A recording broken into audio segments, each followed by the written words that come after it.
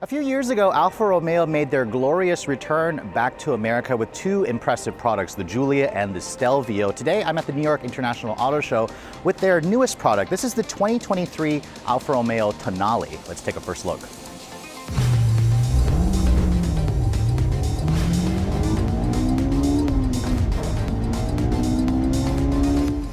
Now, before I start talking about the styling and where the Tonale fits, I want to first mention the powertrain for this vehicle because it has two unique powertrains that we haven't seen in any other Alfa product. The base engine is going to be this model here. It's a 2-liter turbocharged direct injection 4-cylinder. It makes 256 horsepower and 295 pound-feet of torque.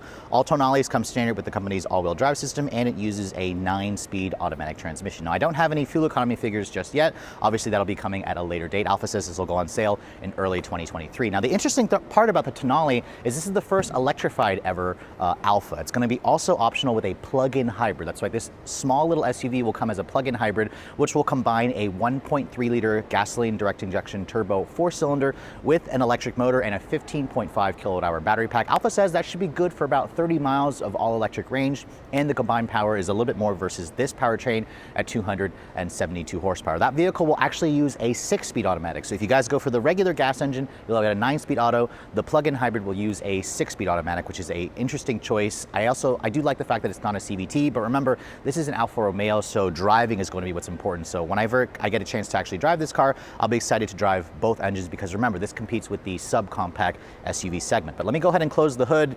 The first thing you're going to notice, obviously, is this beautiful green paint. I actually don't know the color or what it's called, but I do love the styling direction. Remember, Alfa Romeo showed this car as a concept at the Geneva Auto Show about 3 to 4 years ago. I actually was at the Geneva show when they showed this as a concept, so it's really great to see the final production version of this car. You have the usual Alfa styling traits here. You have their corporate grille here with that triangular shape. You can see this one here is the Speciale trim, so it has more of a sportier look. The headlights, you can see, have a full LED design. There are these 3 individual LEDs. You have the LED daytime running lights, LED turn signals. Some of the vents that you see here are functional, help create an air curtain over the wheels over here. No fog lights, but I do love the way this car looks. I mean, when I first saw it in pictures, I thought it was a good looking SUV, but here in person, it certainly has that Alfa presence. Because remember, this vehicle competes with cars like the BMW X1, Mercedes-Benz GLA, and other small SUVs. This is supposed to be their smallest SUV in the segment for now. Now, looking at the rest of the side profile, you can see this vehicle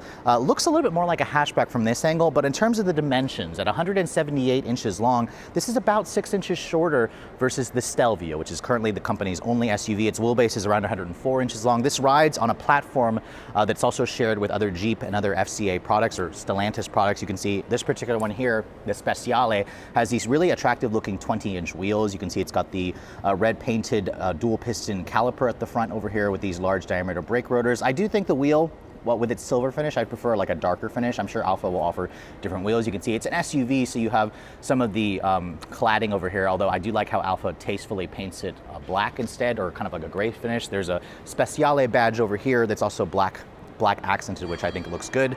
The mirrors are also black. This particular one here doesn't have a pano sunroof, although I think Alfa will offer it. I'll have to double check. This vehicle, the specs are still a little bit sparse because it won't be going on sale until early next year. And then looking at the back of the vehicle, you can see the taillights kind of resemble the front headlights with the design. You have that same kind of three-dimensional look here with the taillights. It's actually a full-length LED taillight. I like the graphics or the badging over here, the Tonale badge and the script. And then down here you can see no visible exhaust tips, actually. This almost tries to look like an exhaust, but it's not. There's some tasteful integrated parking sensors over here. And you can see it just has a really nice hatchback, sleek design. This may actually be the best looking subcompact luxury SUV that I've seen so far. Now, I want to show you guys the trunk, but this is an auto show floor, and for some reason, it's not letting me open the trunk. I don't even have the cargo figures just yet.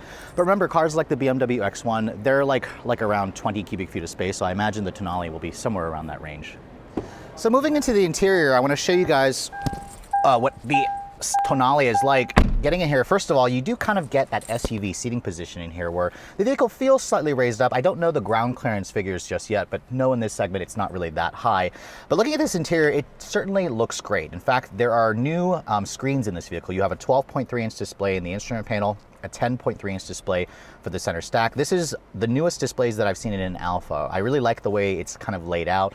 I like how you still have a traditional pod gauge cluster look but the screen behind it is fully LED or LCD. This right here, which I wish I could turn it on, it is a Uconnect 5 system, which means it'll include things like wireless Apple CarPlay and Android Auto. It'll also have over-the-air updates. And in terms of the materials, they're pretty solid, but this is a pretty early pre-production model. The dash, you can see, has some stitching over here where it's a faux stitching. This is a soft touch injection molded plastic. There's an interesting textured look here that almost looks like aluminum trim, but it actually just feels plasticky, although it almost looks like this is illuminated from behind, so that's a really interesting design.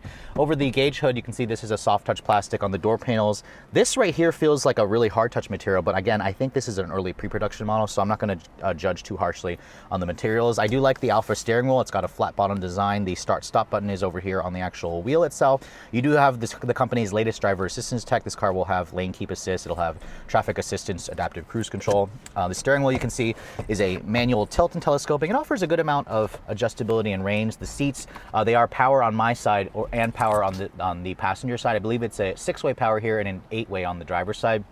The seats themselves, you can see, they have a really nice look to them, a little bit more aggressively bolstered. I like the contrasting stitching. And then over here on the center console, you'll find things like a wireless phone charging pad. Your drive mode selector is right here, which I actually almost thought that was the start-stop button until I remembered Alfa puts it on the wheel. You have a traditional shifter. This is for the 9-speed automatic transmission. And then you have a few more buttons here for the electronic parking brake. You have your volume wheel over here, because remember, this is also a touchscreen. And then you have your cup holders here. There's a nice padded armrest here. And then the center console is actually relatively deep. I'm sorry you can't really see in there because it's really dark in this vehicle. But overall, the cabin looks and feels nice, although it does feel a lot smaller versus the Stelvio, which it is a smaller vehicle, so I'm not surprised. But let me go ahead and show you guys the back seat, because the back seat of this vehicle pretty much is what I expected for a subcompact SUV. Now, I don't have any legroom figures just yet, but getting back here, I'm 5'7", so I'm not the tallest person, but you can see without the sunroof, I do have a pretty decent amount of headroom. When I shut the door, you can see materials are hard touch plastic back here, but remember, this could be a really early pre-production model. I am glad to see that there's 2 map pockets. There's rear seat air vents. You have 2 USB charge outlets here, but no heated rear seats. I'm not seeing that. The seats themselves, they do not offer a reclining function, but obviously they do fold down to expand the cargo area. And then if you fold this down here, you can see there's an armrest here with 2 cup holders, and there's also a nice little pass-through right here, so you can kind of allow longer items, and you can also still carry 2 people in the back. So when Alfa Romeo first came back to the States a few years ago with the 4C, it was a pretty low production sports car that was basically a race car for the road. When they introduced the Giulia and the Stelvio, it obviously appealed to more people, but what Alfa has needed from the start was a smaller entry-level SUV, and the 2023 Tonale fits that bill nicely. When this vehicle goes on sale in early 2023, it'll compete with cars like the BMW X1, the Mercedes-Benz GLA, and the Audi Q3. And really what's most interesting about the Tonale is the design of the car. It's really going to stand out with its Alfa Romeo design language and the plug-in hybrid model. That plug-in hybrid model will offer up to 30 miles of electric-only range, and it'll be super unique in this segment. Now, speaking of which, in terms of pricing, I want to mention that because Alfa has not disclosed what the final pricing will be just yet, but I'm going to estimate it'll start at under $40,000. Typically, this segment's right around the mid $30,000 range. This higher trim version should be closer to $50,000, and it also gets me excited because there is the possibility that Alfa could slap their Quadrifoglio badge and introduce a high-performance model, which would give it a super unique offering in this growing subcompact SUV space. But with all that said, hope you guys have enjoyed this first look video from the 2022 New York International Auto Show. I'm Sophion Bey.